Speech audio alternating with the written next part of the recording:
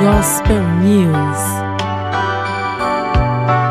A paz do nosso Senhor e Salvador Jesus Cristo. Chegamos assim ao momento mais importante do nosso programa, que é o momento da reflexão, da mensagem da Palavra de Deus. Eu quero convidar você a abrir a sua Bíblia no Evangelho segundo João. E vamos ler o capítulo de número 4, versículo de número 24.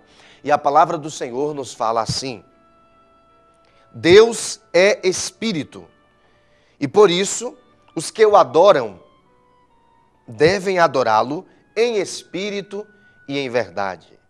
Amados, a Bíblia é a palavra de Deus e o Evangelho de João é a palavra de Deus.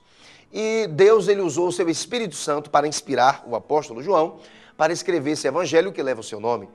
E nessa porção específica do Evangelho, Jesus aqui, ele está conversando com uma mulher que era natural de uma região chamada Samaria. E Jesus, ele ali começa a bater um papo com aquela mulher, com o objetivo de incluí-la no reino dos céus. E chega o momento da conversa em que eles falam sobre adoração. E assim, o tema deste mês é adoração. E eu fui fazer uma pesquisa sobre adoração e descobri que adoração vem do hebraico abodá e também do grego latreia, né? E, na verdade, a adoração pressupõe serviço realizado por escravos ou empregados, manifestando temor reverente, admiração e respeito próprios da atitude de adoração, a exemplo da prostração. Vamos ver em muitas passagens bíblicas algumas pessoas que adoraram se prostrando, ok? Mas, enfim, aqui Jesus está falando sobre adoração com aquela mulher. E Jesus vai revelar algo muito importante para nós. Ele vai revelar sobre o local da adoração. Onde é que acontece a adoração? Nós sabemos que em algumas religiões, algumas pessoas devem se deslocar de seus países para outros países para que elas possam adorar pelo menos uma vez na vida em determinados lugares, como é o caso do muçulmanismo, para as pessoas que migram para a Meca. Mas Jesus vai deixar bem claro que no reino de Deus não existe um local físico específico para adoração. Mas Jesus vai deixar bem claro que a adoração ela pode acontecer em qualquer lugar, desde que haja uma pessoa que o aceitou como único e suficiente Salvador. E nessa conversa que Jesus tem com aquela mulher samaritana, ela exatamente indaga qual é o lugar que nós devemos adorar. Vamos olhar aqui a partir do versículo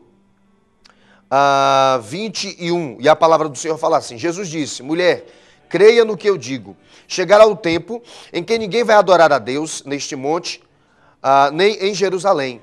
Vocês, samaritanos, não sabem o que adoram, mas nós sabemos o que adoramos, porque a salvação vem dos judeus.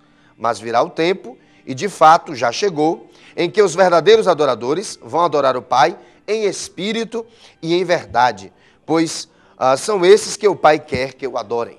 Olha só, Israel era dividida em três territórios, vamos colocar assim. No norte, nós tínhamos a Galileia, né, onde a capital era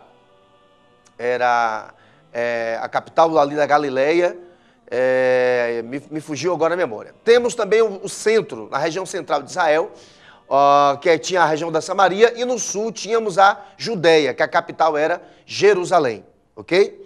Então, o que é que acontece? As pessoas que moravam em Samaria, elas eram excluídas, porque eles eram meio judeus, essas pessoas eram meio judias, ou seja, eram judeus que se envolveram com pessoas de outras terras e tiveram filhos mistos ou mestiços, e por isso eles não eram aceitados pelos judeus que moravam no norte e os judeus que moravam no sul. Então, Jesus ele quebra alguns paradigmas para poder estar ali com aquela mulher. Ele pisa naquele território que os judeus não pisavam, ele conversa com a mulher em público, que geralmente os judeus não faziam, né? E ele ainda pede favores àquela mulher, que nós sabemos pelo texto bíblico que era uma mulher adúltera.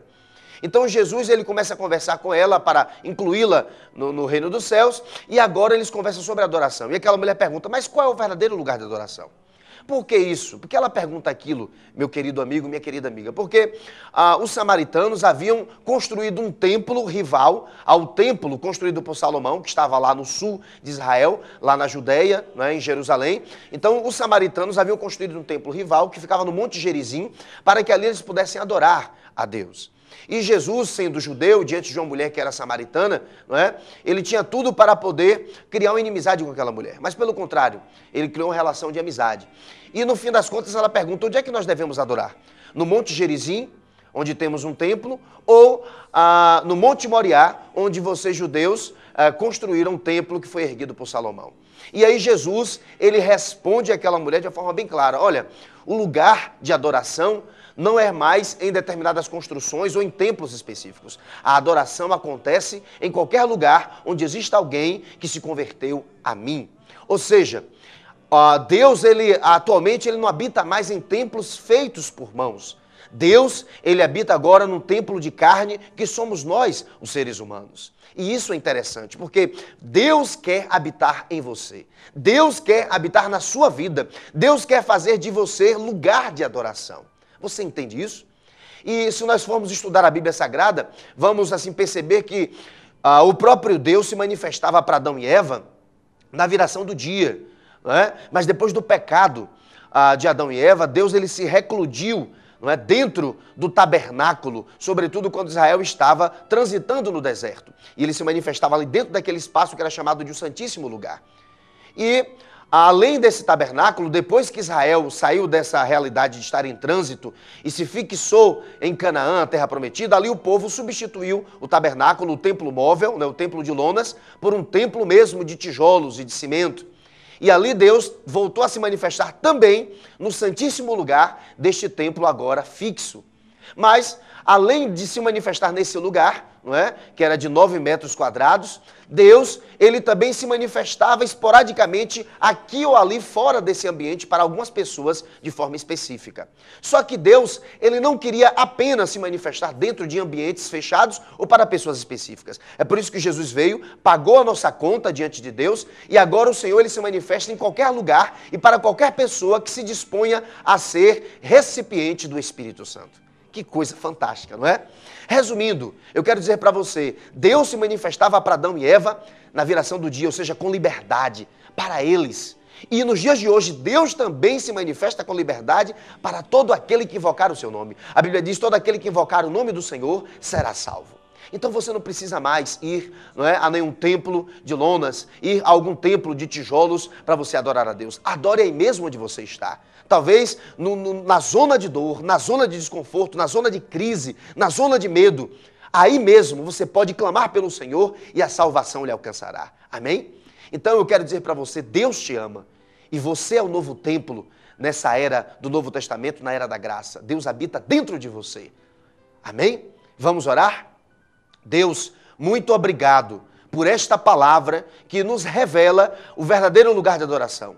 E o verdadeiro lugar de adoração é qualquer ser humano que se dispõe a obedecer à tua palavra. Senhor, abençoa essas pessoas que me ouvem e que elas entendam que religião não leva ninguém para o céu, mas somente o Senhor Jesus Cristo por meio da sua palavra. E que essas pessoas entendam que elas não precisam correr atrás de ninguém para que sejam abençoadas. O Senhor pode se manifestar por meio delas, através delas e nelas. Que elas entendam isso. E que elas possam tomar posse das bênçãos que lhes são conferidas pelo Espírito Santo que habita em nós. Eu profetizo salvação, cura e libertação. E que muitas pessoas, por meio dessa mensagem, entendam que elas são recipientes do Espírito Santo. Em nome de Jesus eu oro. Em nome de Jesus. Amém.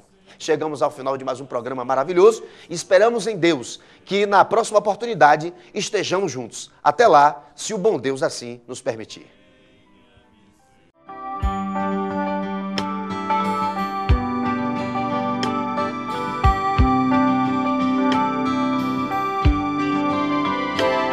Gospel News.